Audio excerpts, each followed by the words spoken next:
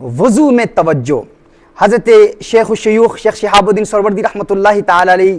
عوارف المعارف میں ارشاد فرماتے ہیں کہ جس شخص کو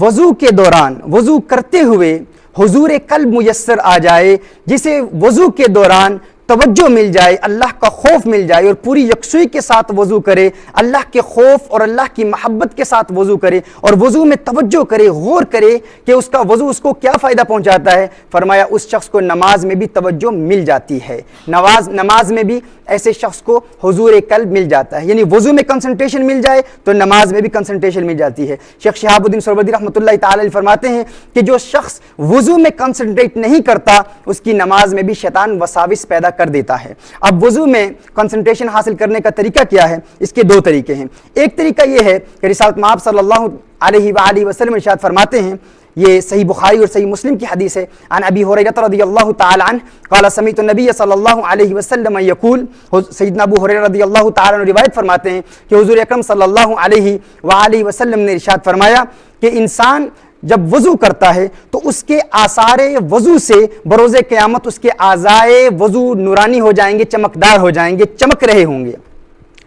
ناظرین کرام، جب انسان وضو کرے، حضور اکرم صلی اللہ علیہ وسلم نے ارشاد فرمایا فمن استطاع منکم ان یطیل غرتہ فلیفعل، اگر کوئی شخص چاہتا ہے کہ اس کا نور بڑھے تو وہ اس عمل کو کرے، اور جتنا وہ وضو میں توجہ کرے گا، حدیث کا مفہوم یہ ہے، اس کا نور اور اس کا غرہ و تحجیل بروز قیامت بڑھتا چلا جائے گا۔ یعنی قیامت کے روز انسان کے اعضائے وضو کے آثار سے چمکیں گے، وضو کے پانی سے چمکیں گے۔ جب ہم وضو کرتے ہیں ہمارے ہاتھ وضو کے آثار اعضائے وضو کی وجہ سے نورانی اور چمکدار ہوں گے۔ جب انسان وضو کر رہا ہو تو دوران وضو انسان غور کرے کہ میں ابھی اپنا منہ دھو رہا ہوں، اپنے ہاتھ دھو رہا ہوں، پاؤں دھو رہا ہوں، تو میرے اس وضو کے پانی کی برکت سے بروز قیامت میرا چہرہ مزید چمکدار ہوگا، مزید نورانی ہوگا، میرے ہاتھ چمکدار ہوں گے، میرے پاؤں چمکدار ہوں گے۔ ایک تو اس بات پر غور کی جائے، دوسرا اس بات پر غور کیا جائے جو رسالت مآب صلی اللہ علیہ وآلہ وسلم کی حدیث صحیح مسلم شریف میں ہے، میرے آقا صلی اللہ علیہ وآلہ وسلم ارشاد فرماتے ہیں